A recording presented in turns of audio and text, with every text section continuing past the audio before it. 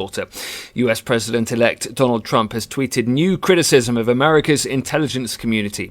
Turkey's foreign minister says intelligence officers now know the identity of the gunman who killed 39 at an Istanbul nightclub, and singer Janet Jackson's given birth to her first child at the age of 50. It's 9:01. KLEK LP Jonesboro, the voice of Arkansas Minority Advocacy Council.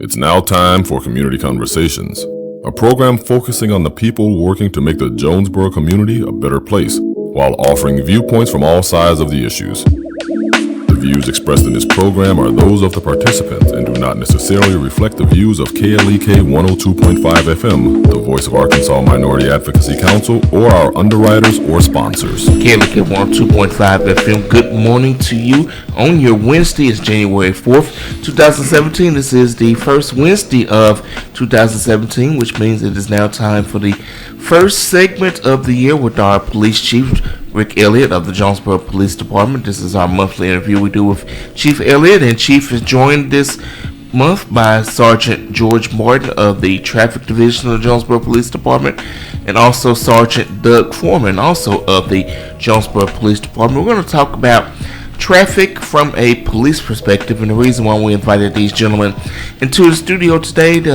Been a lot of discussion about traffic. They got the new roundabout that's about to open, so we'll talk about that. Also, we have sidewalks, which is a hot button topic. You know, you have some people that are for sidewalks, some that are against it. Of course, we're not going to argue either way whether there should be more sidewalks, but obviously police have a unique perspective on this because, you know, somebody gets hit whether on or off a sidewalk. Police have to go out and investigate, do the reports, tend to any injuries or anything else that may happen. So we're going to kind of get their perspective of all issues traffic. So how you doing today, gentlemen? Good morning. Doing great. Good morning. Good morning. All right, so we'll start off with Chief as we start off the interview, and he kind of gives us updated things that are going on with the Jonesboro Police Department. Well, yeah, good morning, and it's 2017 and New Year, and we've made some changes and some things going on. This afternoon, our street crimes unit has been reactivated and will kick off, and so they'll be working the evening hours, and we're going to try to suppress some of the criminal activity that's taking place in town and start making a difference in these neighborhoods and try to get things back under control a little bit. Other than that, we're still taking applications for the upcoming Citizen Police Academy class, which will be start on March the 2nd and run through May 18th. So if you're interested in participating in this program, you can go online and fill out the application. If anyone's interested in testing for police officer, our next test will be April the 1st this year. And at this point, we are full on slots, but we will continue to test twice a year and to hopefully keep a good applicant pool. So if and when we do have a vacancy, we can go and get that slot filled. So that's kind of what we have in the works right now.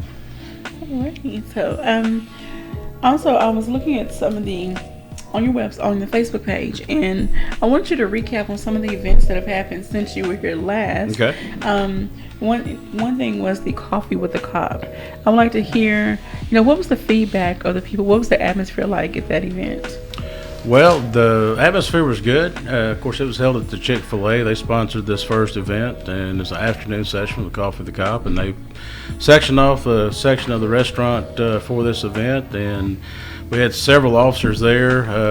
They would interact with the customers that were eating and coming in and just sit and visit, and then offer the customers free coffee after they got through with their meal and just a chance to visit.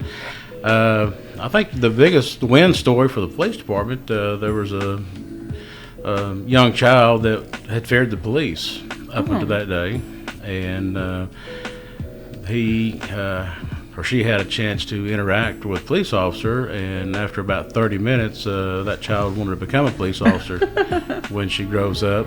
So, it's things like that program makes it a success. When you can change the minds and hearts of some that may have a negative image or negative feeling towards police, and you can change that, then that's what it's all about, because we're just like everybody else, but our job's out here to protect and serve you, the public, and that's what we want to do, and we want to get out and get with the community and build these community relationships with everybody. And so overall, I think the program was great. Leganzi came down for a little while and can further testify on the atmosphere of it. But again, I think it was a great program, and we're looking to set up another event. We're going to try to keep running with this program, especially through the winter months. Okay. And again, just to get that interaction and try to hit different parts of town.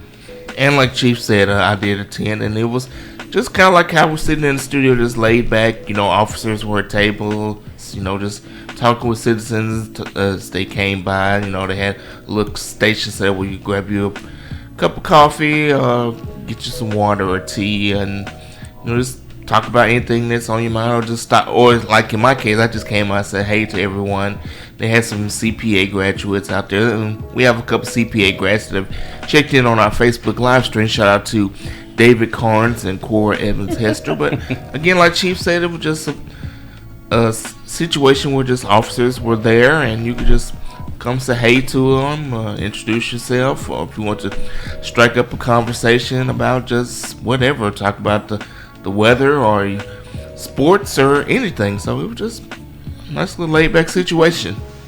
I just want to encourage everyone, the police department is really doing their part on trying to increase the relationship between the community and citizens and the police department, and try to, create a positive image. And I want to thank you, gentlemen and ladies out there listening, for doing all that you do to try to keep Jonesboro safe. Try to make this a peaceful and pleasant place to live. Well, we appreciate that. And you know what? We and our families live here also, and so we are invested in this community to make it a safe place for everybody involved, because we have a personal stake in it also. And so that is the goal for the police department, just to make Jonesboro a safe place for the residents here and people to come visit here, to have a safe environment for them to come do their shopping and whatever business they have to do.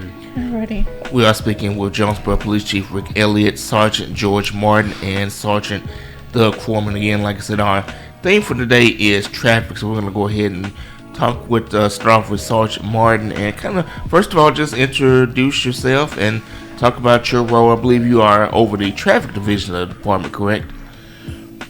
Well, I'm with the traffic division. That's me and both Sergeant Foreman here. I've been assigned to it since 2008. I've been with the city police department since 1998. Oh. I grew up here, lived here my whole life, except for one, I was off in the military, and when I come back, this is just what I wanted to do, and become fairly decent with crash investigation, and wanted to take that route as my career as a police officer. And then when we started the traffic division, that was my calling when it come to the police department. Okay. So basically, you have specialized knowledge in dealing with accidents as opposed to a regular patrol officer. Yes, sir. And along the aspect, and also, DWI investigation. Those were kind of my two, where I've advanced my knowledge as a police officer and, become rather, that's what I wanted to do. So, Okay. And Sergeant Foreman, did you want to add anything to that? Well, what he said? Well, I've been here since 1988. There will be an opening May the 1st, because I'll be leaving April the 28th is my last day. But, like I said, I've been here now for 29 years. The police department has changed. It's a totally different atmosphere. I got to applaud the chief for the things that he's done here lately. And, when I started here, I think we had 41 officers. 41. 41. I think now there's 160. About 160, yeah. 160 now. And it used to be strictly 100%, a white male-driven, police department. But now we see a lot of diversity. We see a lot of females. I've lost count now. Used to we always knew, hey, we have 2 ladies that work for us, but now we have several. I mean, it's just a totally different, atmosphere now, and a real diverse department, and really doing a good job. I too am assigned to the day shift traffic division. Normally, I'm on a motorcycle. I'm over the motorcycle division. We have 4 guys that work that are just strictly on day shift, and accident investigation, obviously, and traffic control is our main focus. Okay, I have a question concerning traffic and accident investigation. Okay, with a rear end accident, is it written up as always the person who from the rear end, is it always their fault, or do you all have a way to determine, okay, I don't know, speed? I see you all with your thing that you roll across the, I don't know what you're measuring or whatever. But I think the question is, how do you all determine who's at fault in an accident? Yes, I'm sorry. Well, I mean, in my opinion, they're not all rear end accidents. The person that did the rear ending part is at fault. There are some other circumstances that could happen. Obviously, if you're driving down Caraway Road or Red Wolf and you're minding your own business and you have the right of way and suddenly someone pulls out from the store in front of you and you have to lock up your car to try to avoid them, and they stop for whatever reason, you hit them, they've impeded your flow, so it's actually their fault in that case. Well, I'll give an personal example. My wife was rear-ended a couple years ago, and the person who hit her was found at fault because it turned out she was distracted while she was driving. She wasn't paying attention, and so she was found to be at fault. Well, Yes. And that's something that's Number one problem. something I've seen in my time is from when I hired in, your rear end collisions were a lot of times just traveling too fast. Didn't give you enough space to stop on the car in front of you. And now that's not necessarily the case because the distracted driving, the phones, that's become a real problem. And I see, talk to officers I've got friends that work at other agencies, and and they're seeing the same thing. It's just we've become I don't know the word. We live off of our phone, Yes. and we have to have one hand on the steering wheel and one hand on the phone to seem to survive now, and it's become a real problem when it comes to driving as the phones. I know in most cities they have I don't know if it's called no hands, or you have to have like a earphone, Bluetooth or something. Hands free. Hands free. Yes. Is that a law ordinance or something in Jonesboro, or do you foresee it coming? Or even the state law. State law right now, the only place you have to have the hands free is while in a school zone. You can't be on any type. I mean, even as an adult, you got different laws per age. And as an adult, like if I'm driving down Nettleton out here, I can have my, be talking on my phone. Now I can't be texting, I can't be Facebooking or any apps or playing Candy Crush or anything like that, but I can talk on the phone. People that still play that. Except once you get in the school zone, you cannot have it at all. Right. And and the chief may know some new statistics, but I know back whenever, forgive me, but I can't remember what year it was when Paul's Law, which stemmed from an accident that took place here in Jonesboro, actually on Highway 1 South. A gentleman, he was a manager of the Sonic on Stadium Boulevard. Paul, his last name just escapes me right now, but anyway, he was killed by a texting driver. Back then, it was not illegal to text and drive. Oh, wow. However, the individual was charged because he crossed the center line and hit him. But I know that once the law was passed, obviously the legislature was trying to do a good thing here. They said, okay, you can't text and drive anymore. Well, then suddenly people went from holding their phones up on their steering wheel and kind of watching what they're doing because they knew it wasn't against the law, to now they want to do this thing in the lap or over to the side. They're taking their eyes off the road even more. And I know there for a while anyway, for the first couple of years, accidents involving texting and driving actually increased because individuals were trying to hide their phones now, and it was making it even worse. But now, I don't know if those numbers have started to go the other direction or not, but it's just sad. It's an epidemic. Not most, but a lot of the accidents that we work, individuals are on their phones, and that's what's happened. They've gotten distracted for some reason. Oh my goodness. Now, does Jonesboro offer, I had to take a defensive driving class once in St. Francis County, but does Cricket County offer a defensive driving class? They did up until this year. We have 2 new judges coming on board, and so some things may change, but I still think this will be an opportunity to take a defensive driving course and not have that ticket to go on your record. So that's the kind of the idea behind that program. But again, I think for these judges, once they get on the bench and establish the new rules, I think we'll find they'll be easy to work with and very accommodating to the needs of the community. So we're looking forward to them, and I think programs like this will stay in effect. And I took that class as an adult, and I must say that, I need it. I think a lot of folks need to take that class and I mean, need a refresher. realize what a lot of the consequences are. Texting and driving. We have a lot of accidents in this town.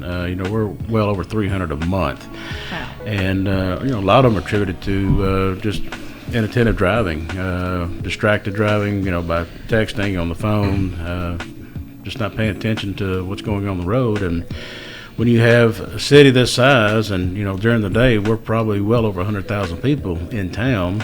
People come to Jonesboro to shop and medical and everything else. So there's a lot of traffic as you get on Caraway and Red Wolf, and of course you look at our statistics, you can see there's a lot of traffic and a lot of accidents go along with it. So we're just encouraging people to stay off the phone and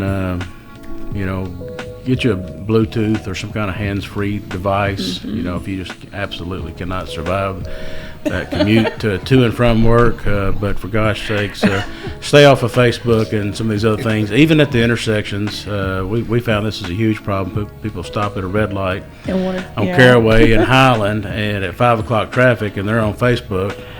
Wow. And as you know, a couple months ago, we were doing a saturation in these areas. Had officers walking the intersections and writing tickets for people texting and driving. Oh wow. And so it's incredible the number of contacts these officers made of the people that are on the phone and texting and not wearing the seatbelt. So those are two huge issues that people just pay attention and comply. We could cut down on our accident numbers. Wow. KLEK, who's this? Good morning. Good morning, Ms. Farrell. Good morning to your guests. Good morning, Miss Norma. How y'all doing? Happy New Year, everybody. Well, happy New Year to you. Happy New Year. Happy New Year. Okay, well, I got two things I want to talk about. You can tell me if I need to talk about one and the other. If I don't, and save it for a later date. But the first one is on the trafficking. I did like that. I got kind of caught up in that traffic when you were stopping people for the texting and Facebook and on Caraway. I thought it had been an accident. And I said, somebody done got hit or killed or something. And all of they was walking and the people were stopping cars and all. But I don't text and drive, but it's a good thing because it is a distraction. It is. And the other one is part of the same question. The one about the defensive driving. I took a defensive driving class probably about 40 years ago. And when I was working for DuPont, they're a very safety-minded company, as you know, and that was just one of the things that they offered their employees. And I took it 1 week, and the next week I was I had a blowout. I was going to Little Rock, and then I was leaving Little Rock going to take my cousins to the airport in Memphis. And I think I probably was speeding a little bit. I might have been driving a little faster than what I should have. But I had that blowout. And I used what they told me, just to pump that brake and hold the steering wheel. And when we stopped, believe it or not, we was going in the other direction of the traffic. God was just with us. Because the car didn't flip or do anything, because I had the defensive driving class, and I did exactly what he said. And I'm sure it saved our life. Sounds like it did. And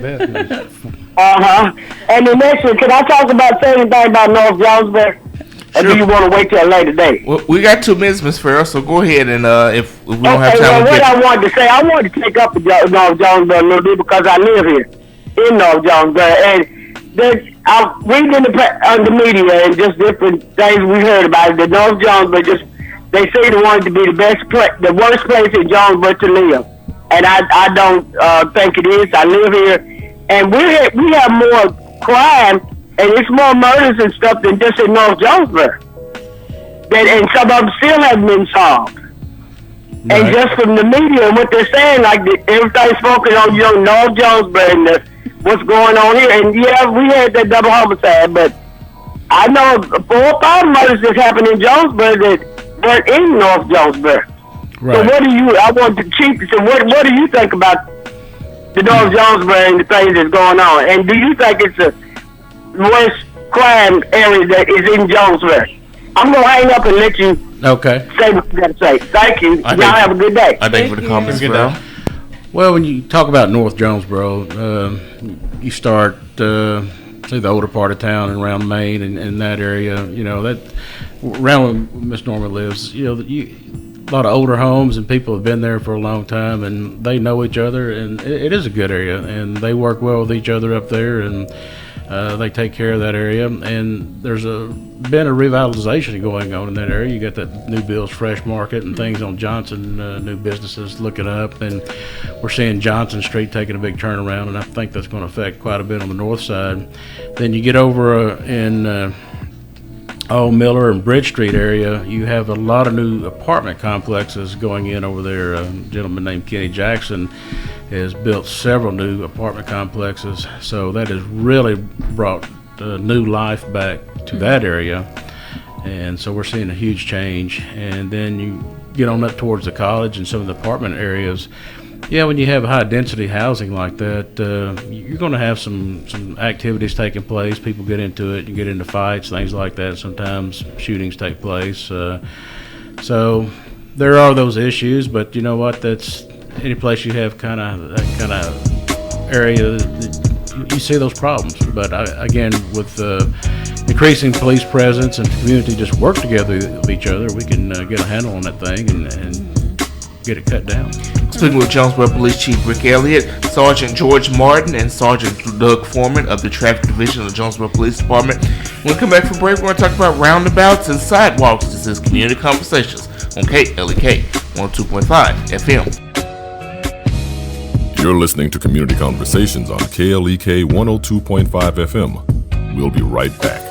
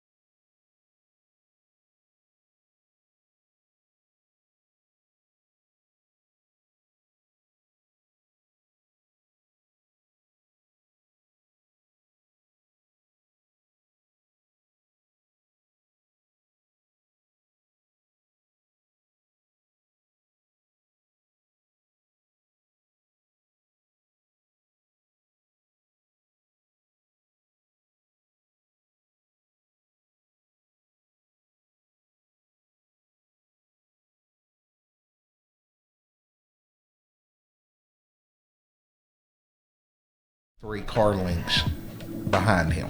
So you're looking, I mean, you know, depending on your average car, you're talking 12 feet, you're looking at 36 feet. And then it just gets greater and greater with the higher speeds you go, because it takes you longer to slow down the greater the speeds go. So, I mean, and that's when anything I've ever been to that, you know, training classes, that is what they've always, you know, told us was, you know, a car length per 10 miles an hour.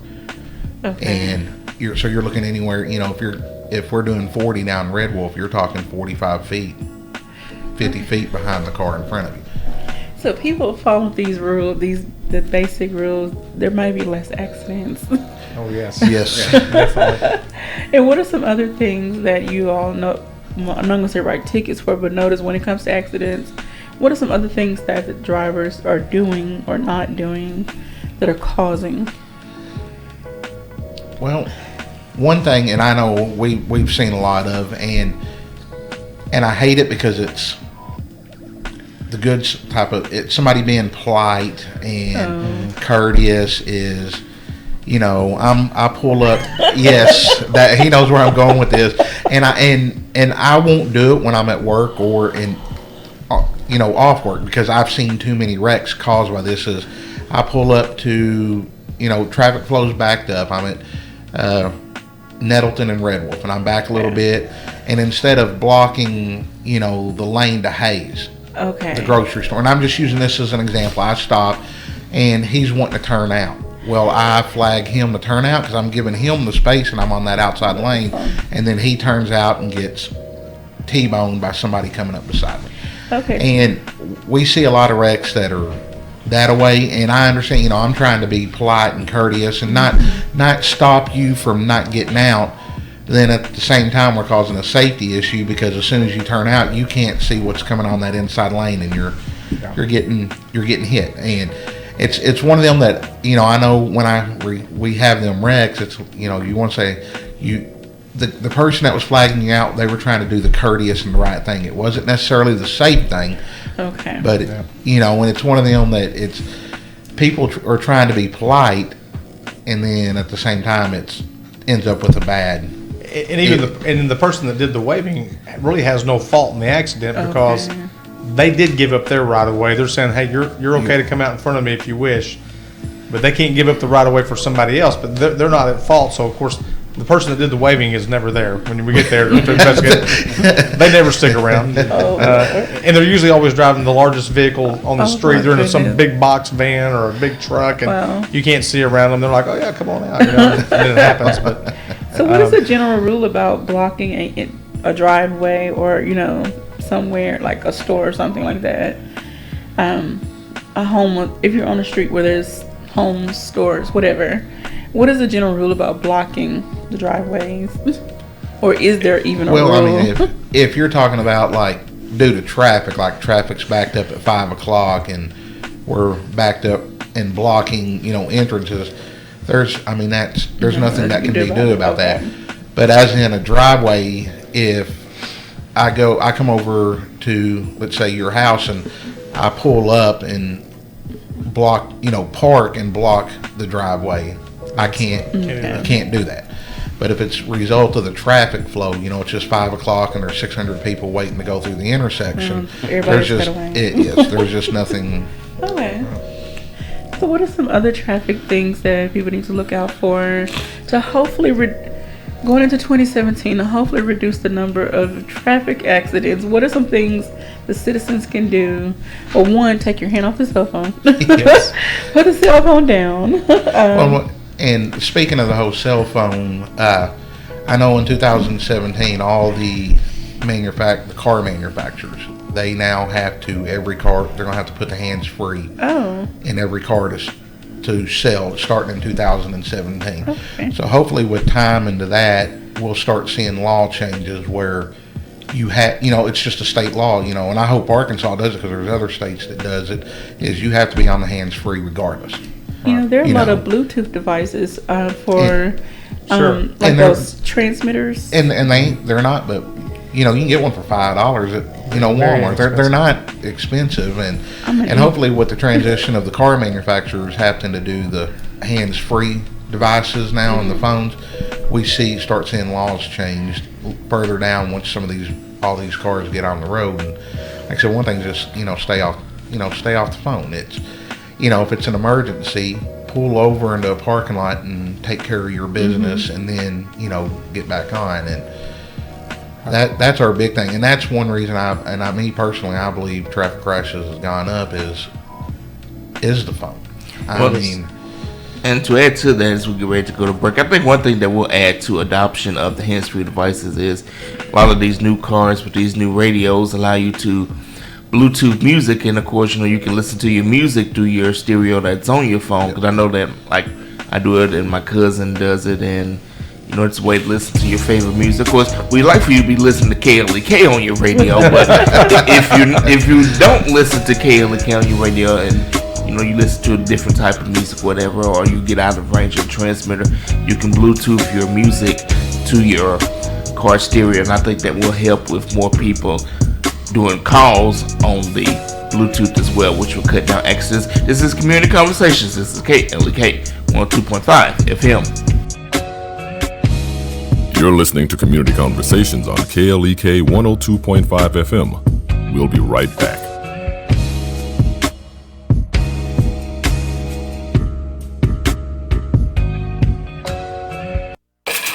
We're back with Money Matters. I'm Alfred Edmond Jr. There's more to budgeting than calculators and spreadsheets. According to BlackEnterprise.com contributor Patrice C. Washington, known as the Wisdom and Wealth Money Maven, budgeting starts with your mindset and setting the right intention. Here's what else Washington urges you to focus on as you approach the budgeting process. Simplicity. Just list what directly deals with your situation and eliminate additional fluff. Flexibility. The budgeting process must be designed to be flexible. Your budget will change from month to month. For example, if you go over in one category, it should be accounted for next month, or greater effort should be made to prevent those overruns in the future. If you want to spend more money, you have to figure out a way to earn more money. Don't get frustrated, it's just basic math. For more wisdom on wealth from Patrice C. Washington, go to patricewashington.com. I'm Alfred Edmond Jr. for Money Matters, a product of American Urban Radio Networks. Money Matters is made possible by the Jonesboro Alumni Chapter of Delta Sigma Theta Sorority Incorporated, a nonprofit organization dedicated to uncompromising commitment to communities, service, leadership, empowerment. www.jonesboroalumnidst.org. Blues, barbecue, and comedy. Sounds like a delicious combination, doesn't it? Guess what? You get all three January 27th. KLEK 102.5 FM and the all-new Legends Barbecue Smokehouse presents a night of blues, barbecue, and comedy featuring Memphis blues legend Daddy Mac Blues Band. What kind of man do you think I am? I buy your food and the clothes you wear, but still you think that I just don't care. I'm in the mood for slow down. Got a special groove for you. Also featuring from Memphis, comedian Stephon Smith. I had one dude breastfed something. I had to yell at him. I'm like, hey! You need to stop talking. And this was on the phone, so you know that was bad. Doors open at 7:30 p.m. Tickets $15 in advance, $25 at the door. Don't wait until the last minute. Get yours at KLEK. Cool Cuts, Legends Barbecue Smokehouse, online at klekfm.org or call 870-277-1080. Blues, live band, barbecue, and comedy in one night at Legends Barbecue Smokehouse, 1025 West Johnson Avenue in Jonesboro. Don't be the one that misses out. Get your tickets now. This event is a KLEK fundraiser. Support for KLEK is brought to you by Tax Time is here at Car Today, the original buy here, pay here dealer. New Car Today General Manager Sean Corns. With new inventory available daily, whatever you're looking for, we've got it. Located on Stadium Boulevard just south of the 63 bypass, Tax Time is the time to drive at Car Today. Car Today. Experience the joy with Bishop Adrian R. Rogers of Fullness of Joy Church, 3307 Ray Street, Jonesboro, Arkansas, 72401.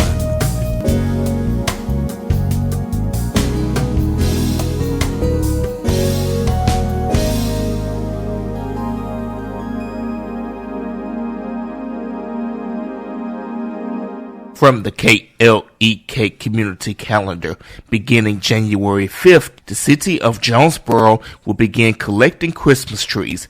Christmas trees must be live, no fake trees. Christmas trees must have all garland, icicles, decorations removed. Christmas trees must be placed at the edge of the grass as close to the road as possible. Christmas trees must not block any traffic signals, signs, or driver view of the intersection or roadway. Once again, Christmas tree collection will begin January 5th and will last through January 20th by the city of Jonesboro.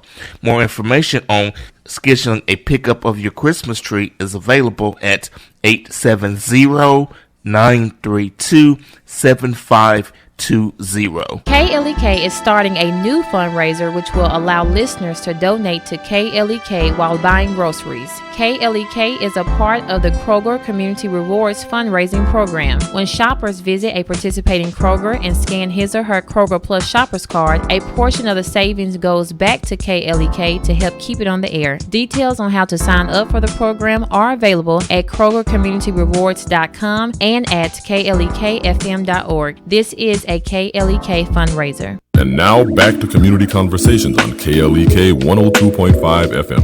And we're back on Community Conversations on KLEK with our guests, Jonesboro Police Chief Rick Elliott, Sergeant George Martin, and Sergeant Doug Foreman of the Traffic Division of the Jonesboro Police Department. We've been talking about various traffic issues, but of course, if you want to discuss anything else involving the Jonesboro Police Department, then you can call at 870-277-1080. Once again, that phone number is 870-277-1080. We do have another Facebook shout out to Mrs. Nora Hunt, who says, very good show. So we got listeners out there that are enjoying what they're getting from today. So we appreciate everyone out there that's listening.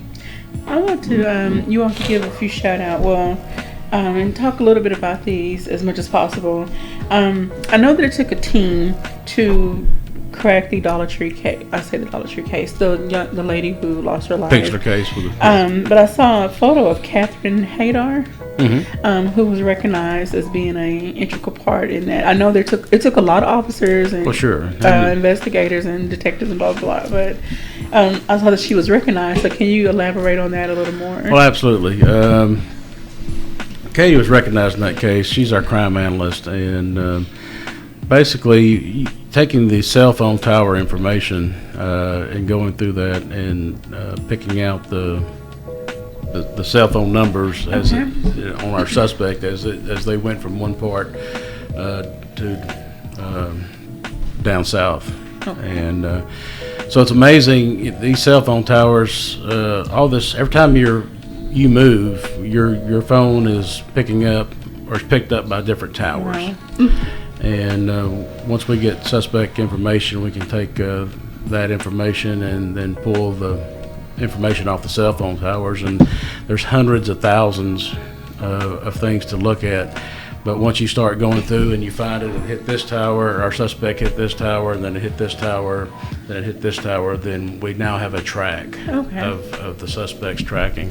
So that's just part of our forensic capabilities that we have in the police department. Of course, we have a high-tech computer crimes unit, so there's amazing things we can do with your phones and computers that have been involved in crimes, or if you utilize them in the commission of a crime, we can pull certain data.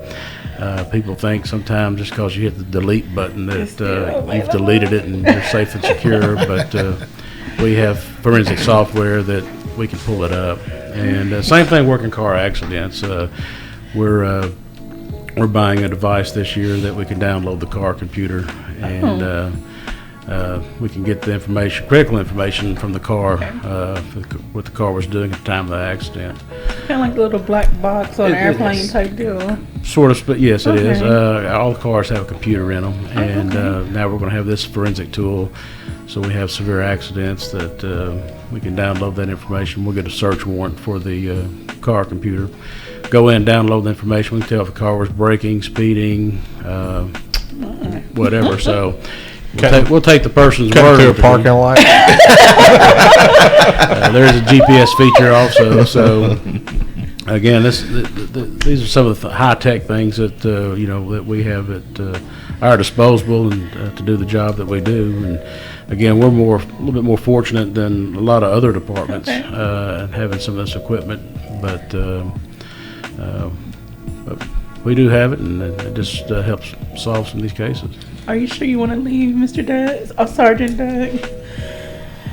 I probably need to leave. I'm getting old. They probably need to get some fresh blood in here. So are you retiring? Yes, sir, I am. Well, congratulations on that.